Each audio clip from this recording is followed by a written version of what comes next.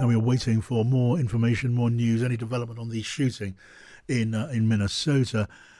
Two now known to have been killed. A third person was killed who's thought to have been a tutor at this primary Catholic school. Just with the latest, Ollie Cole of Times Radio is here with me in the studio. Ollie, what more do we know? Well, we're just sort of still getting the details on those numbers of people involved at this Catholic primary school. We believe the two dead are people from the school. The third is the shooter who's died from a self-inflicted wound.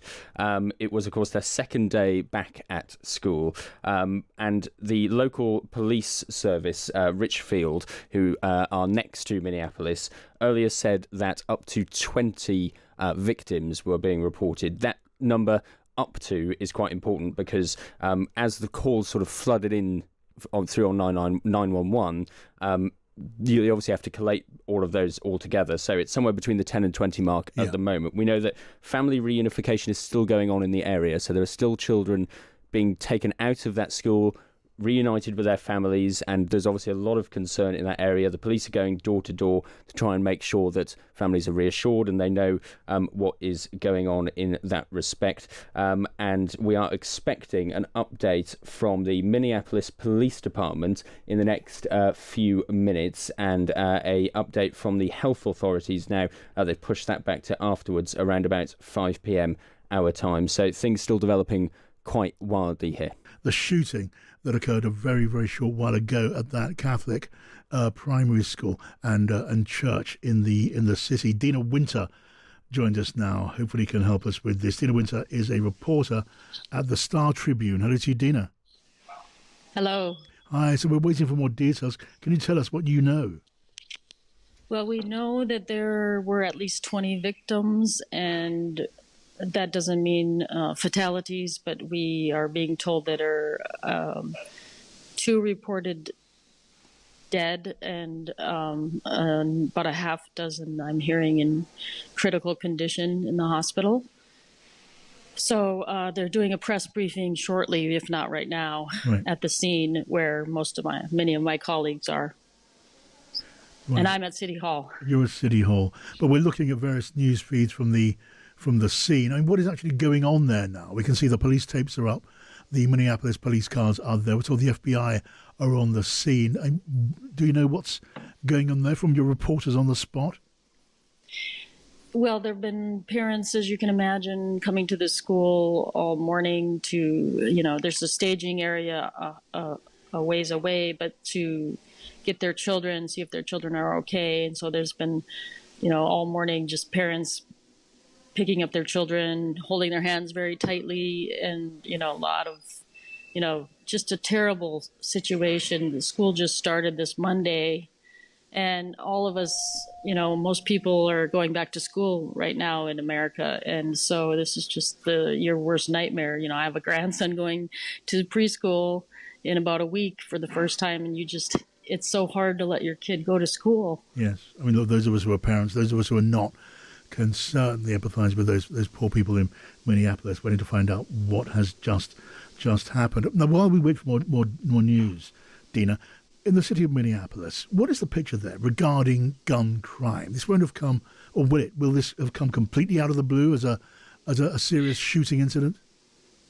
Well, I believe it was just yesterday or the day before, there was another shooting right in broad daylight in South Minneapolis. I don't know if there's any connection, but, we certainly have had our share of gun violence in Minnesota.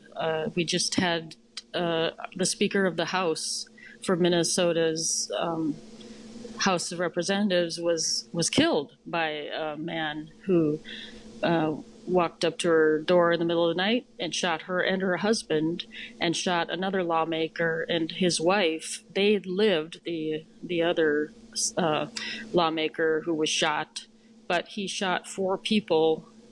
2 died, 2 lived. That was just, a couple months ago in Minnesota, just a horrifying crime, unprecedented, crime. That was in Minnesota, just in the suburbs of Minneapolis. So, they do try to crack down on guns in Minnesota more than many states, perhaps. We have some laws that we're trying to prevent these sorts of tragedies, but it still rages on. Yes, I mean, look, this is a matter for states individually to set some of the rules here. Then, Deena, I presume, in that state, in your state of Minnesota, and we do seem to be seeing these reports that the shooter was using an automatic, high-powered rifle. How hard or difficult, Deena, is it to get hold of such a weapon in your state? I don't think it's hard at all. I mean, like the police chief said, these are weapons. I don't know exactly what kind of weapon he used yet, but there doesn't seem to be that difficult, even though we do have more laws than many states trying to keep this gun violence at bay. Right. So what then are the conditions that need to be fulfilled before someone can get and all guns are potentially lethal weapons, but capable of getting a weapon capable of inflicting mass casualties? What do you have to do? What tests do you have to pass to get a weapon like that? Legally, I'm not even really sure. I think it's fairly easy to get as long as you have a clean record and so on. But of course, many people get their guns illegally. So, yeah.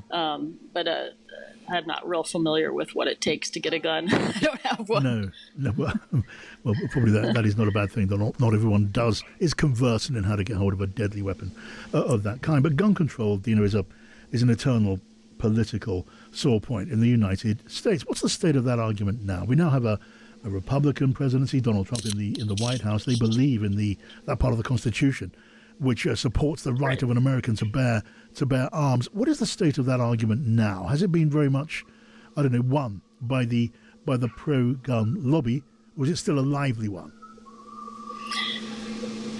Seems like it only becomes lively every time we have a terrible tragedy like this, and then everybody talks about it for a while, and then nothing changes.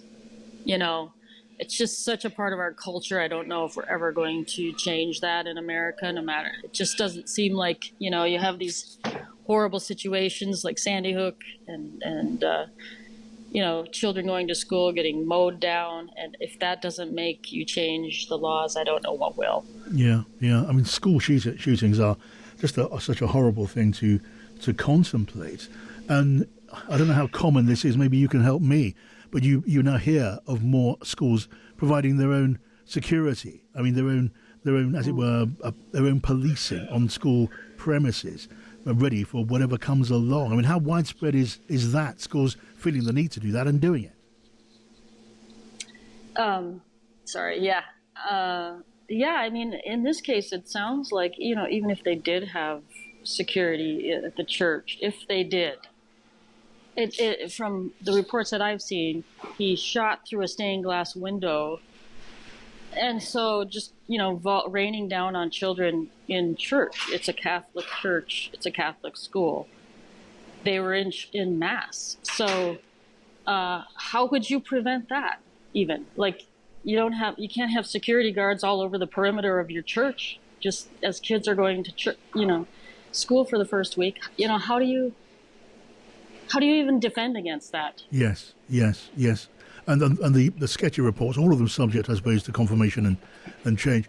Some of the reports that we've seen spoke about the shooter throwing gas, as it were, through stained glass windows at the school. Again, gas grenades or whatever it was that was used, they ought not to be, one would say, very readily available to any civilian who wants one.